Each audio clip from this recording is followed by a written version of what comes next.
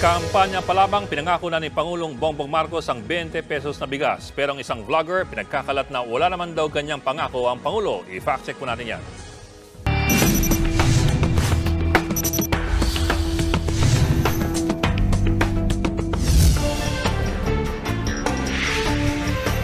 ₱20 kada kilo ng bigas. Yan pong isa sa mga tumatak na pangako raw ng nunay kumakandidato sa pagkapangulo si Bongbong Marcos.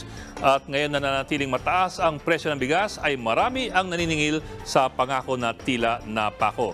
Pero resback naman ng isang vlogger, huwag daw sisihin ang Pangulo. Dahil ang tangi lamang daw na ginawa ni BBM ay ang pagpapahayag ng nais ito na mapababa sa ₱20 ang presyo ng bigas. Pero hindi raw ito pinangako na mangyayari. Sa ngayon ay meron na pong higit 1,000 likes at 25,000 views ang video na naglalaman ng pahayag ng nasabing vlogger. Pero pinangako nga ba ni Marcos na magiging ₱20 na lamang ang kilo ng bigas kapag siya ay... Yan yung nilulusot, di ba? So sinasabi ngayon itong ensimada vlogger na ito, nakatago yung muka, alatang hiyang-hiya sa ginagawa niya o baka naman dahil trabaho lang. Hindi ko maintindihan, ano?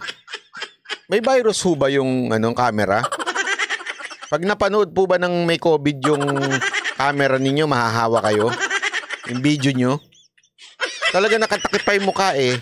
Kung mahihiya rin naman kayo sa sasabihin ninyo at wala rin naman kayong balls, huwag na kayo magsalita.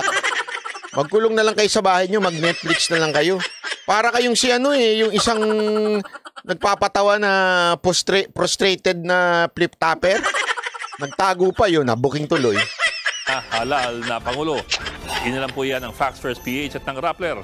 Noong kasagsagan ng kampanya noong 2022, naglabas ng statement ang partido ni Marcos na magkakaroon ng murang bigas na hanggang ₱20 kada kilo kung saan siya ang mananalo sa So sabi nga daw, ito, tiniyak ng ni President Bongbong Marcos na magkakaroon ng murang bigas na hanggang 20. Ang naglabas po niya ang partido niya.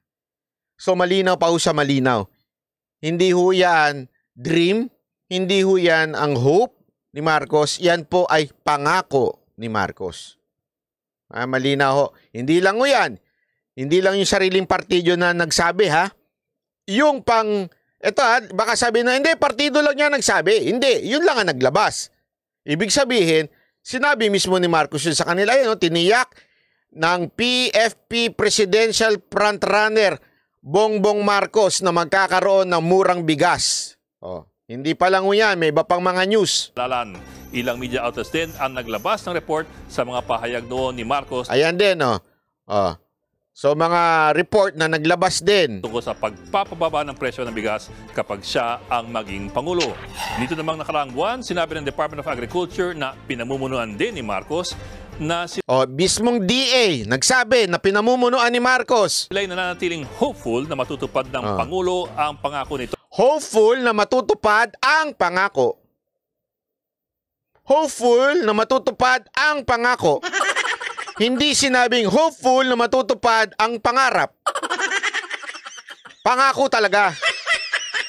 Na mapababa ang presyo sa ₱20 kada kilo sa oras na maabot ng bansa ang... Hindi natin dinidiin dito si Marcos na hindi niya matutupad. Hindi yan ang problema. Bago tayo magsalita ng fake news, linawin natin, ipinangako talaga yan. Now, we criticize the government pag hindi sinusunod. Pero pag may ginagawang mga steps para masunod, suportahan natin, tulungan natin. Suportahan. Pero, pag sumasablay, banatan. Pero wag nating ibahin yung kwento na meron talagang pangakong 20. Kasi ang problema sa atin, dahil hindi pa napapatupad, pinalulusot na natin. Na wala talagang pinangako. Meron talagang pinangako. Wag natin paikot-ikutin, merong pinangako si Marcos na may ₱20 na bigas. Ngayon, natupad pa? Hindi. Antayin natin. Tulungan natin kung sakasakaling merong magandang programa. Kasi hindi naman, baka akala ninyo dito sa channel ko sa Banat Bay, hindi yung porket pinangako ni Marcos, ang wish ko hindi niya matupad yon para lumagpak siya sa tao. Hindi yun ang wish ko. Ang wish ko, matupad niya yung pangako na yun. Bakit? Para yung mga Pilipino, mababa ang makain. Ibig sabihin na bigas, ma-provide sa kanila. Hindi ako yung parang gago na, ayoko, gusto ko mag-fail si Marcos sa 20 pesos niya para mapahiya siya. Hindi yun ang gusto ko dito.